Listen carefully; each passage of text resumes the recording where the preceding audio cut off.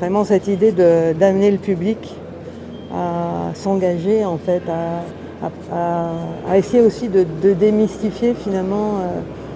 Produire une image, ça relève aujourd'hui d'une compétence grand public. Voilà. Et après, c'est plus comment on se confronte à ces productions. C'est pas parce que vous allez produire une image que vous allez devenir artiste, vous allez être producteur d'une image. Voilà, après, si vous voulez devenir artiste, c'est un autre travail qui peut s'enclencher à partir de ce moment-là.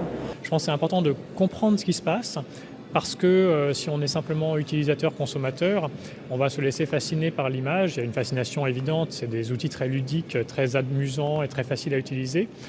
Et voilà, c'est important en tant qu'artiste d'être un petit peu conscient de ce qui se passe, de savoir où ça va, de connaître évidemment les coûts énergétiques qui sont derrière, et aussi, comme on essaye de le montrer ici, les implications politiques.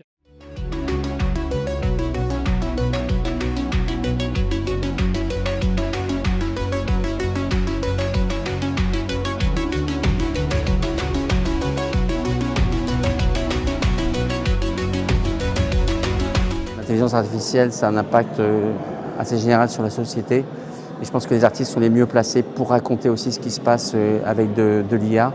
Ce sont des technologies complexes, qui ont des effets complexes. Et c'est vrai que les artistes, ils arrivent à saisir en fait ces endroits de complexité, peut-être aussi parfois d'anxiété, que génère aujourd'hui ce type de technologie.